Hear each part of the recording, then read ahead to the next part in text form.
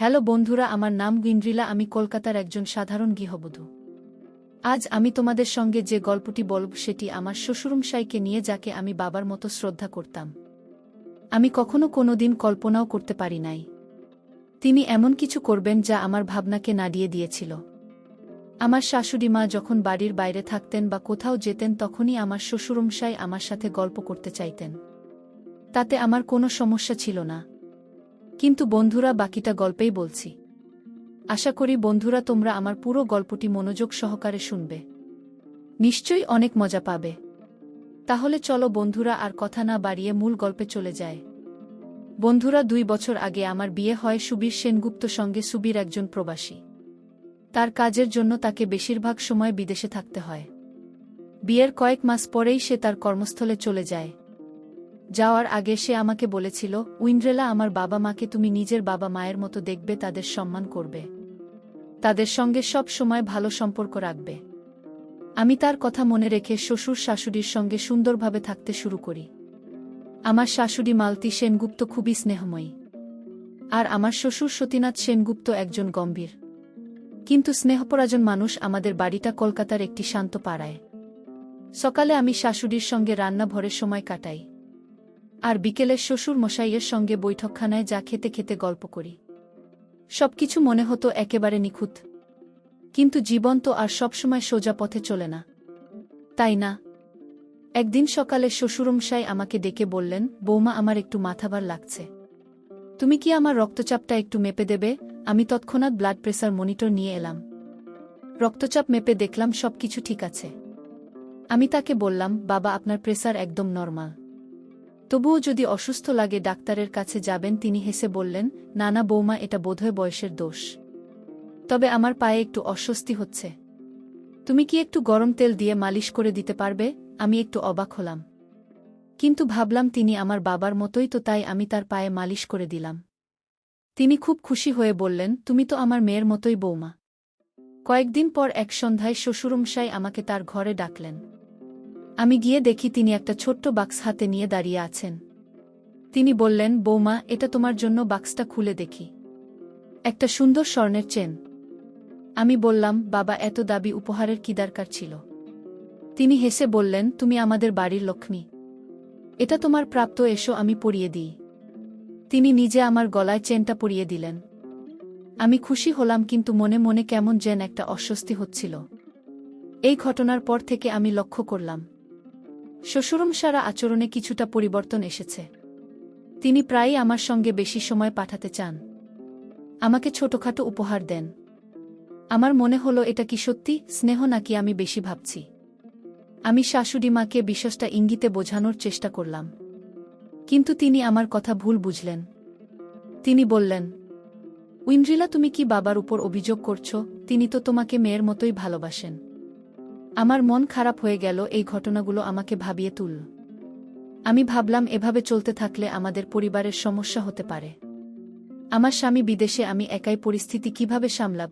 তাই আমি ঠিক করলাম, আমাকে এর একটা সমাধান খুঁজতে হবে। কিন্তু কিভাবে? আমি কি শ্বশুরমশাইয়ের সঙ্গে সরাসরি কথা বলবো, নাকি অন্য কোনো উপায় বের করব? আমার মনে হাজারটা প্রশ্ন ঘুরপাক ছিল। শ্বশুরমশাইয়ের আচরণে আমার মনে যে অস্বস্তি শুরু হয়েছিল তা দিন দিন বাড়ছিল। আমি চেষ্টা করছিলাম সবকিছু স্বাভাবিকভাবে নিতে, কিন্তু মনের ভেতর একটা খটকা লেগেই থাকছিল। আমি ভাবলাম, এই বিষয়টা নিয়ে শাশুড়ি মায়ের সঙ্গে আরেকবার খোলাখুলি কথা বলা দরকার। কিন্তু তিনি যদি আবার আমার কথা ভুল বোঝেন। আমি ঠিক করলাম, এবার একটু সাবধানে এগোবো। এক সকালে আমি শাশুড়ি মায়ের সঙ্গে রান্নাঘরে বসে গল্প করছিলাম। তিনি আমাকে তার পুরনো দিনের গল্প বলছিলেন, কিভাবে তিনি আর শ্বশুরমশাইয়ের বিয়ে হয়েছিল। আমি হাসি মুখে শুনছিলাম, কিন্তু মনে মনে ভাবছিলাম কিভাবে বিশ্বাসটা তুলব। অবশেষে আমি বললাম, মা, বাবাকে সব সময় এত স্নেহ পরাজন ছিলেন, মানে তিনি তো আমার জন্য অনেক কিছু করেন, কিন্তু আমি কখনো কখনো বুঝতে পারি না এটা কি শুধুই স্নেহ। শাশুড়ি মা একটু হেসে বললেন, বৌমা, তুমি বেশি ভাবছ। তিনি তোমাকে মেয়ের মতোই দেখেন। আমার কথা শুনে শাশুড়ি মা হয়তো বুঝতে পারলেন না যে আমি ঠিক কি বলতে চাইছি। তবু আমি আর বেশি জোর দিলাম না। আমি ভাবলাম হয়তো আমারই মনের ভুল। কিন্তু পরের দিন একটা ঘটনা ঘটল যা আমার সন্দেহ আরও বাড়িয়ে দিল। শ্বশুরমশাই আমাকে ডেকে বললেন, বৌমা, আমার একটা পুরনো ছবির অ্যালবাম আছে, তুমি কি সেটা দেখতে চাও? আমি আর তুমি মিলে একটু বসে গল্প করব। আমি হেসে বললাম, ঠিক আছে বাবা, কিন্তু এখন আমার একটু কাজ আছে, পরে দেখব। সেদিন বিকেলে আমি বাড়ির ছাদে গিয়ে একা বসে ভাবছিলাম। আমার মনে হচ্ছিল শ্বশুরমশাইয়েরই বাড়তি মনোযোগ কি সত্যিই স্বাভাবিক। আমি আমার এক বান্ধবী রিয়াকে ফোন করলাম। রিয়া আমার কলেজের বন্ধু, খুবই বুদ্ধিমতী। আমি তাকে পুরো ঘটনা খুলে বললাম। রিয়া বলল, ঐন্দিলা, তুই একটু সাবধানে থাক, তবে সরাসরি কিছু বলার আগে ভালো করে বোঝার চেষ্টা কর, হয়তো এটা সত্যি শুধু স্নেহ। তুই একটু পর্যবেক্ষণ কর। রিয়ার কথা আমার মনে একটু সাহস এল। পরের দিন সকালে আমি শ্বশুরমশায়ের ঘরে গিয়ে তার জন্য চা নিয়ে গেলাম। তিনি খুব খুশি হয়ে বললেন, বৌমা, তুমি তো আমার জন্য সব সময় এত খেয়াল রাখো। আমার মেয়ে থাকলে হয়তো এতটা করত না। তার কথায় আমি হাসলাম, কিন্তু মনে মনে ভাবলাম, এটা কি সত্যিই শুধু বাবার মতো স্নেহ নাকি অন্য কিছু? আমি ঠিক করলাম, আমি তার আচরণ আরও কাছ থেকে দেখব। তাই আমি তার সঙ্গে একটু বেশি সময় কাটানোর চেষ্টা করলাম, যাতে তার উদ্দেশ্য বুঝতে পারি। সেদিন সন্ধ্যায় শ্বশুরমশাই আমাকে আবার ডাকলেন। তিনি বললেন, বৌমা, তুমি কি আমার সঙ্গে একটু বাজারে যাবে? আমার কিছু জিনিস কিনতে হবে। আমি একটু দ্বিধায় পড়লাম, কিন্তু রাজি হলাম। বাজারে যাওয়ার সময় তিনি আমার সঙ্গে খুব স্বাভাবিকভাবে গল্প করছিলেন। তিনি আমাকে তার পুরনো দিনের গল্প বললেন, কিভাবে তিনি তার ক্যারিয়ার শুরু করেছিলেন। আমি শুনছিলাম, কিন্তু আমার মন অন্য জায়গা ছিল। আমি লক্ষ্য করলাম তিনি আমার দিকে বারবার তাকাচ্ছেন, যেন আমার প্রতিক্রিয়া দেখছেন। বাজার থেকে ফেরার পথে শ্বশুরমশাই হঠাৎ বললেন, বৌমা, তুমি কি কখনো ভেবেছ জীবনে কিছু ভুল বোঝাবুঝি কত বড় সমস্যা তৈরি করতে পারে? আমি অবাক হয়ে তার দিকে তাকালাম। তার এই কথার মানে কি? তিনি কি জানেন যে আমি তার আচরণ নিয়ে সন্দেহ করছি? আমি কিছু বলার আগেই তিনি হেসে বললেন, আমি শুধু বলছি, জীবনে অনেক সময় আমরা যা দেখি তা সত্যি হয় না। আমার মনে আরও প্রশ্ন জমা হলো, বন্ধুরা, শ্বশুর মশাইয়ের এই কথার পেছনে কি রহস্য লুকিয়ে আছে? আমি কি তার আচরণ নিয়ে ভুল ভাবছি, নাকি এর পেছনে সত্যিই কিছু আছে? তারপর থেকেই এই রহস্যের সমাধান খুঁজতে শুরু করলাম। শ্বশুর মশাইয়ের কথাগুলো আমার মাথায় ঘুরতে লাগল। জীবনে অনেক সময় আমরা যা দেখি তা সত্যি হয় না। এই কথার মানে কি? তিনি কি আমার মনের অস্বস্তি বুঝতে পেরেছেন? আমার মনে হলো আমাকে আরও সতর্ক হতে হবে। আমি ঠিক করলাম তার আচরণের পেছনের আসল কারণ খুঁজে বের করব। কিন্তু সরাসরি কিছু বলার আগে আরও প্রমাণ জোগাড় করতে হবে। পরের দিন সকালে আমি শাশুড়ি মায়ের সঙ্গে বসে চা খাচ্ছিলাম। আমি ভাবলাম, এবার বিষয়টা একটু অন্যভাবে তুলব। আমি বললাম, মা, বাবাকে কখনো রাতে ঘুমের মধ্যে হাঁটেন? মানে আমার মনে হয় আমি কয়েকবার রাতে কিছু শব্দ শুনেছি। শাশুড়ি মা একটু চিন্তিত হয়ে বললেন, না বৌমা, তিনি তো সাধারণত খুব গভীর ঘুমে থাকেন। তবে বয়স হচ্ছে তো, হয়তো মাঝে মাঝে অস্থিরতা হয়। তুমি কি কিছু লক্ষ্য করেছ? আমি মাথা নামলাম না।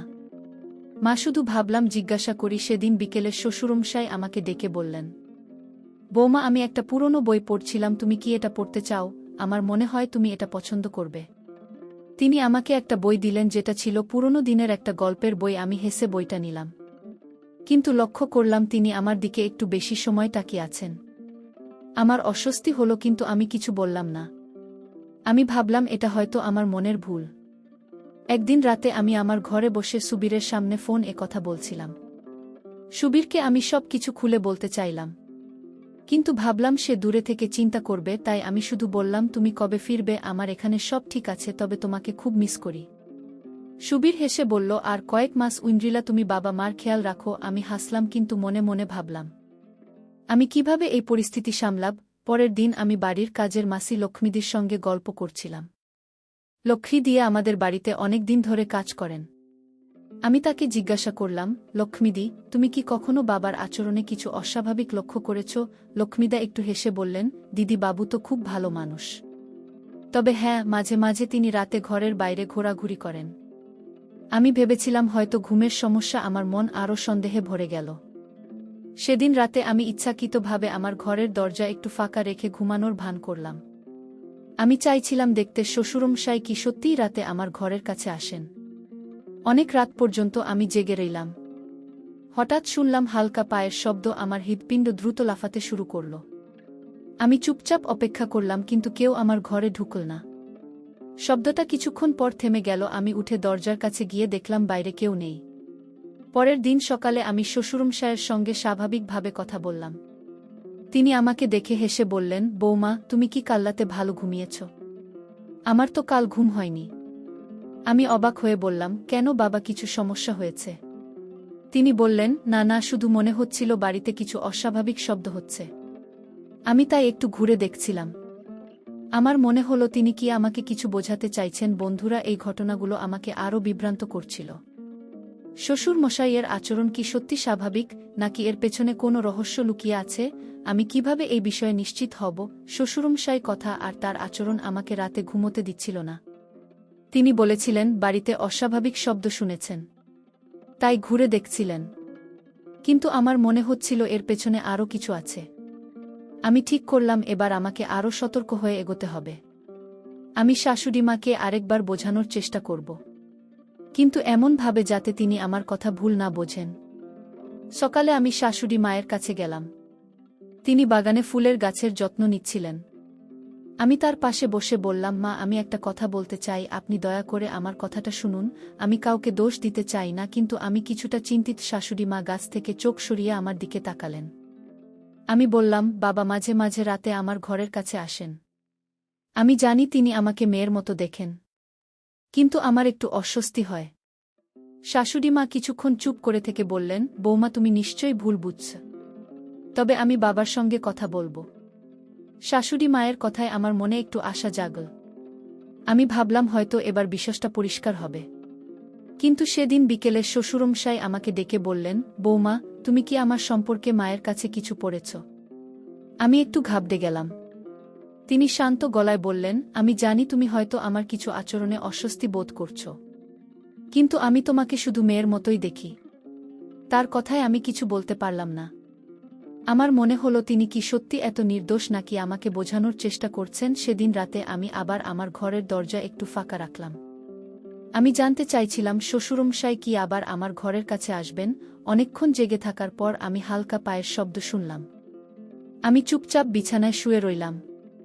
শব্দটা আমার দরজার কাছে এসে থামল।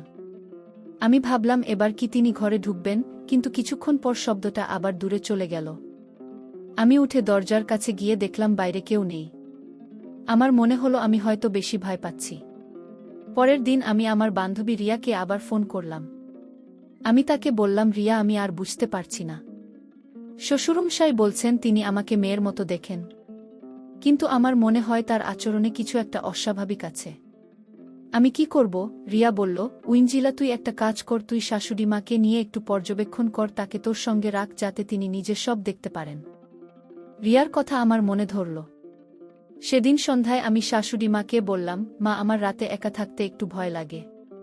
আজ তুমি কি আমার ঘরে থাকবে? শাশুড়িমা হেসে বললেন, ঠিক আছে বৌমা, আমি তোর সঙ্গে থাকব। আমার মনে একটা পরিকল্পনা তৈরি হলো। আমি ভাবলাম যদি শ্বশুরমশাই আজ রাতে আবার আমার ঘরের কাছে আসেন, তাহলে শাশুড়িমা নিজের সব দেখবেন।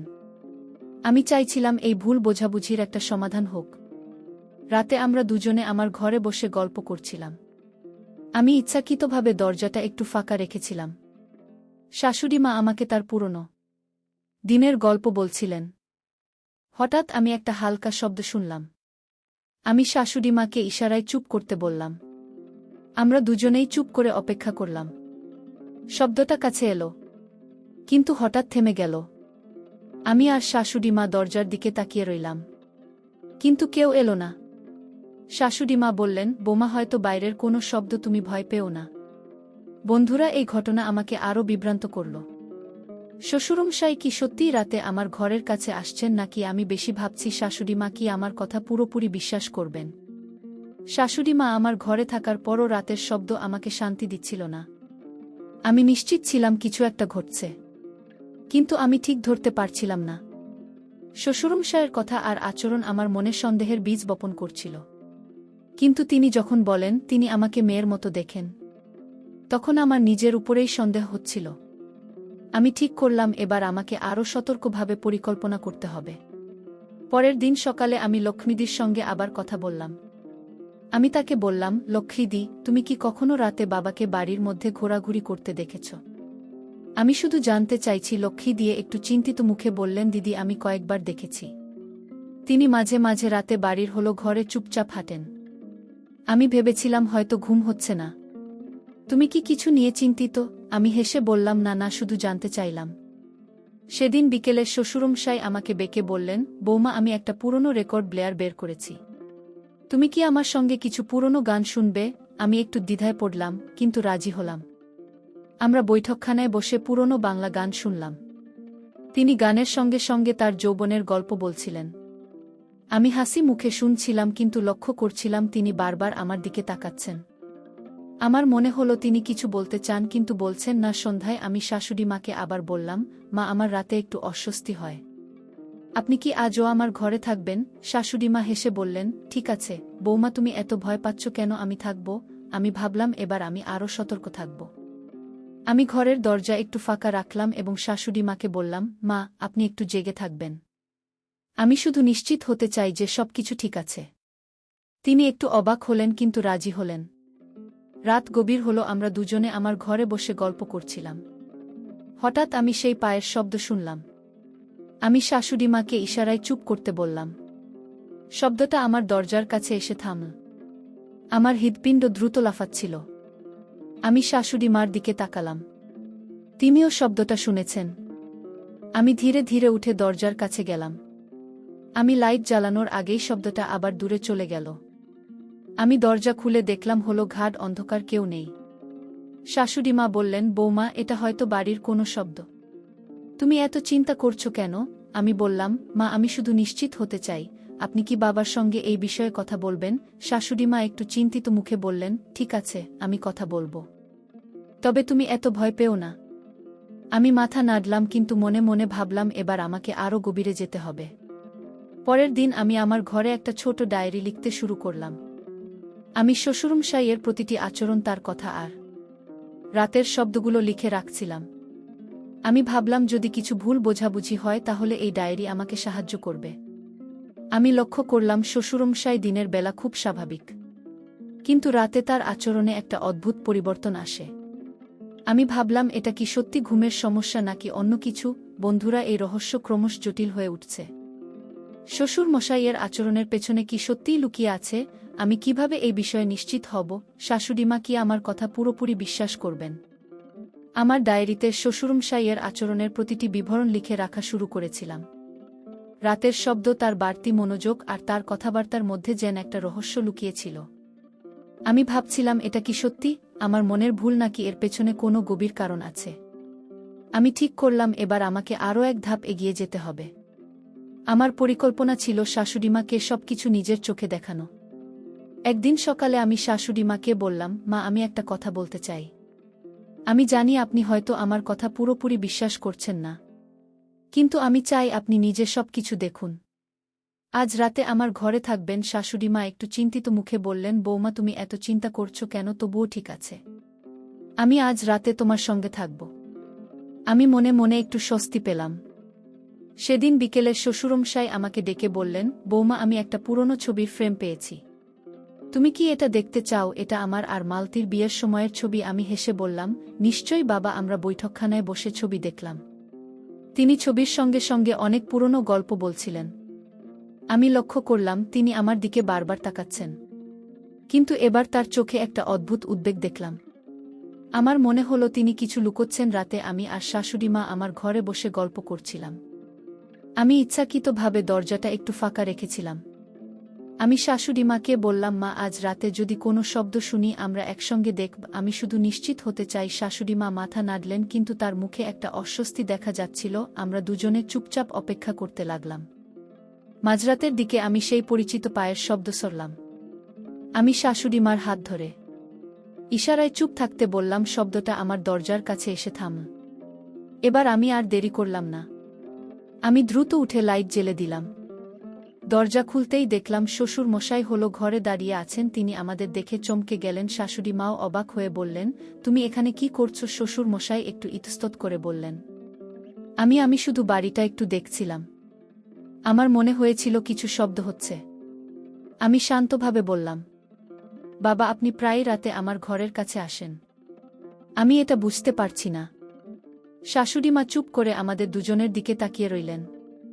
আমি বললাম, মা, আমি এতদিন আপনাকে এই বিষয়ে বলার চেষ্টা করেছি, আজ আপনি নিজে দেখলেন। শ্বশুরমশাই হঠাৎ চুপ হয়ে গেলেন। তিনি বললেন, বৌমা, আমি জানি আমার আচরণে তুমি অস্বস্তি বোধ করছো, কিন্তু আমার কোনো খারাপ উদ্দেশ্য নেই। আমি শুধু চিন্তিত ছিলাম। আমি আর শাশুড়িমা অবাক হয়ে তার দিকে তাকালাম। তিনি বললেন, আমার মনে হয় আমি ঘুমের মধ্যে কিছু অদ্ভুত স্বপ্ন দেখি। আমি ভাবি বাড়িতে কিছু সমস্যা হচ্ছে, তাই আমি রাতে ঘুরে বেড়াই। শাশুড়িমা বললেন, তুমি এটা আমাকে কখনো বলনি। তুমি কি ডাক্তারের কাছে যাবে? শ্বশুরমশাই মাথা নিচু করে বললেন, আমি ভেবেছিলাম এটা নিজে নিজে ঠিক হয়ে যাবে। আমি আর শাশুড়িমা পরস্পরের দিকে তাকালাম। আমার মনে হলো হয়তো এবার আমরা সত্যের কাছাকাছি পৌঁছেছি। কিন্তু এই রহস্য কি পুরোপুরি সমাধান হবে? বন্ধুরা, শ্বশুর মশাইয়ের এই কথার পেছনে কি সত্যি লুকিয়ে আছে?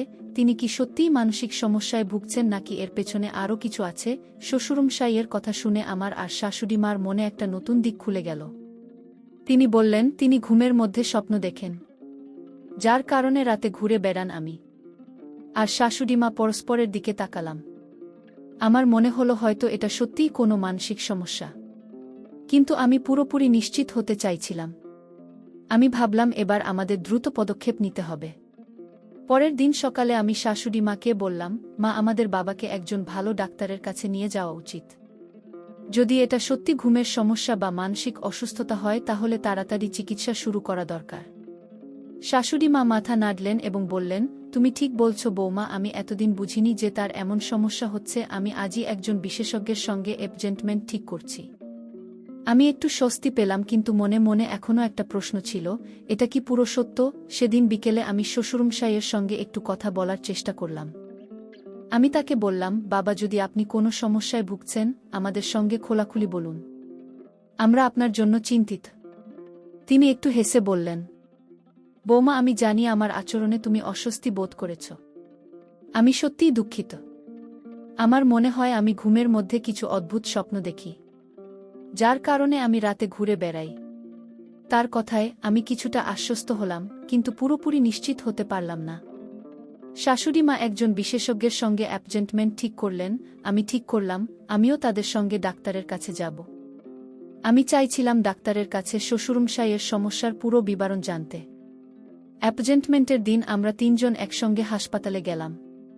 ডাক্তার শ্বশুরমশাইয়ের সঙ্গে অনেকক্ষণ কথা বললেন। তিনি কিছু প্রশ্ন করলেন, তার ঘুমের ধরন, স্বপ্ন আর দিনের বেলার আচরণ নিয়ে। শ্বশুরমশাই শান্তভাবে সব উত্তর দিলেন। ডাক্তার আমাদের বললেন, এটা সম্ভবত স্লিপ ডিসঅর্ডার এর একটা ধরন, যাকে বলে স্লিপ ওয়াকিং। এছাড়া মানসিক চাপ বা উদ্বেগও এই ধরনের আচরণের কারণ হতে পারে। আমি কিছু টেস্ট করতে চাই এবং কিছু ওষুধ দিয়ে শুরু করব। আমি আর শাশুড়িমা পরস্পরের দিকে তাকালাম। আমার মনে হলো হয়তো এবার আমরা সঠিক পথে এগোচ্ছি।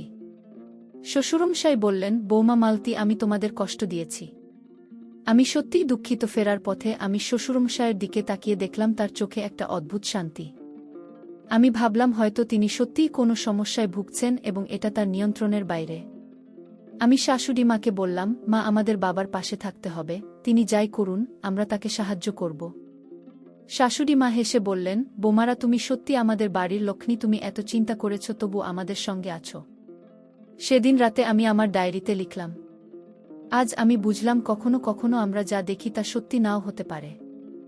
শ্বশুরমশাইয়ের আচরণ আমাকে ভয় পাইয়েছিল, কিন্তু এখন মনে হচ্ছে এটা তার কোনো সমস্যার কারণে। আমি ঠিক করলাম আমি তার চিকিৎসায় পুরোপুরি সাহায্য করব। কিন্তু আমার মনে এখনও একটা ছোট্ট প্রশ্ন ছিল, এটা কি পুরো সত্য, নাকি এর পেছনে আরও কিছু আছে? বন্ধুরা, শ্বশুর মাসের সমস্যার সমাধান কি সত্যি হবে? আমাদের পরিবারে কি এই ভুল বোঝাবুঝি পুরোপুরি দূর হবে? শ্বশুরমশাই চিকিৎসা শুরু হয়ে গেল। ডাক্তার তাকে কিছু ওষুধ দিয়েছিলেন এবং নিয়মিত ফলোআপের পরামর্শ দিয়েছিলেন। আমি আর শাশুড়িমা মিলে তার পাশে থাকার চেষ্টা করছিলাম। ধীরে ধীরে আমি লক্ষ্য করলাম শ্বশুরমশায়ের আচরণে পরিবর্তন আসছে। তিনি আগের মতো রাতে ঘোরাঘুরি করছিলেন না, আর আমার সঙ্গে তার কথাবার্তা অনেক স্বাভাবিক হয়ে গিয়েছিল। একদিন সকালে শ্বশুর মশাই আমাকে ডেকে বললেন, বৌমা, আমি তোমার কাছে ক্ষমা চাইতে চাই। আমার আচরণে তুমি অনেক অস্বস্তিতে পড়েছিলে। আমি সত্যি জানতাম না যে আমার এই সমস্যা এতটা বড় হয়ে গিয়েছিল। আমি হেসে বললাম, বাবা, আপনি আমার বাবার মতো। আমি শুধু চাইছিলাম আপনি সুস্থ থাকুন। তিনি আমার হাত ধরে বললেন, তুমি আমাদের পরিবারের জন্য অনেক কিছু করেছ। আমি তোমাকে সব সময় মেয়ের মতোই দেখি। আমার চোখে জল চলে এল। শাশুড়ি মাও এই সময় আমাদের কাছে এসে বললেন, বোমা তুমি যদি এতদিন ধৈর্য না ধরতে তাহলে আমরা হয়তো এই সমস্যাটা বুঝতেই পারতাম না।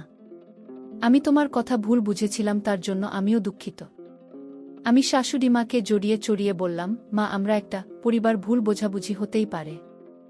গুরুত্বপূর্ণ হলো আমরা একসঙ্গে এটা সমাধান করেছি। আমাদের তিনজনের মুখে হাসি ফুটে উঠল। কয়েক সপ্তাহ পর শ্বশুরমশাইয়ের ডাক্তার আমাদের বললেন তার স্লিপওয়াকিং এবং উদ্বেগের সমস্যা অনেকটাই নিয়ন্ত্রণে এসে গেছে। তিনি বললেন, মিস্টার সেনগুপ্ত, সমস্যা মানসিক চাপ এবং বয়সজনিত কিছু পরিবর্তনের কারণে হয়েছিল। আপনাদের সমর্থন এবং সময়মতো চিকিৎসার জন্য এটা অনেকটা ঠিক হয়ে গেছে। আমি আর শাশুড়ি মা খুব খুশি হলাম। বাড়িতে ফিরে আমরা একসঙ্গে চা খেলাম। আর অনেকদিন পর আমাদের পরিবারে আগের মতো হাসি খুশি পরিবেশ ফিরে এল। একদিন সন্ধ্যায় আমি সুবীরের সঙ্গে ফোনে কথা বলছিলাম। আমি তাকে পুরো ঘটনা খুলে বললাম। সুবীর অবাক হয়ে বলল, ওই ইন্দ্রিলা, তুমি এত বড় বিষয়টা একা সামলেছ। আমি খুব গর্বিত তোমার জন্য। আমি তাড়াতাড়ি বাড়ি ফিরছি। আমি হেসে বললাম, তুমি ফিরে এসো, তাহলেই আমাদের পরিবার হবে। সুবীরের কথায় আমার মন ভরে গেল। আমি বুঝলাম আমার ধৈর্য আর সঠিক পদক্ষেপ আমাদের পরিবারকে আবার এক করেছে। শ্বশুরমশাইয়ের সম্পূর্ণ সুস্থ হয়ে ওঠার পর আমরা একদিন বাড়িতে ছোট্ট একটা উৎসবের আয়োজন করলাম। আমি আর শাশুড়ি মা মিলে রান্না করলাম, আর শ্বশুরমশাই আমাদের সঙ্গে গল্প করতে করতে হাসছিলেন। তিনি বললেন, বোমা তুমি আমাদের পরিবারের শক্তি। তোমার জন্যই আমরা আজ এত খুশি। আমি হেসে বললাম, বাবা আমরা সবাই একে অপরের জন্যই আছি। বন্ধুরা, কখনো কখনো আমরা যা দেখি বা ভাবি তা সত্যি নাও হতে পারে। আমার শ্বশুর মশাইয়ের আচরণ আমাকে প্রথমে ভয় পাইয়েছিল, কিন্তু যখন আমি তার সমস্যার আসল কারণ জানলাম তখন বুঝলাম তার কোনো খারাপ উদ্দেশ্য ছিল না।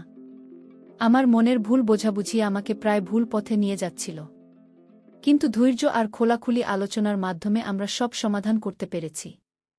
বন্ধুরা, সবশেষে আমি তোমাদেরকে বলব, জীবনে ভুল বোঝাবুঝি হলে তাড়াহুড়ো করে সিদ্ধান্ত নেওয়া উচিত নয়। খোলাখুলি কথা বলা, ধৈর্য ধরা আর একে অপরের প্রতি বিশ্বাস রাখা খুব জরুরি।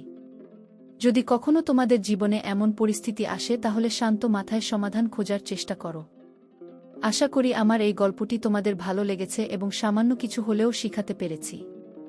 বন্ধুরা, আমার গল্পটি যদি তোমাদের ভালো লাগে তাহলে লাইক, শেয়ার এবং সাবস্ক্রাইব করে পাশে থেকো। আর এতক্ষণ ধৈর্য ধরে এই গল্পটি শোনার জন্য তোমাদের সবাইকে অসংখ্য ধন্যবাদ।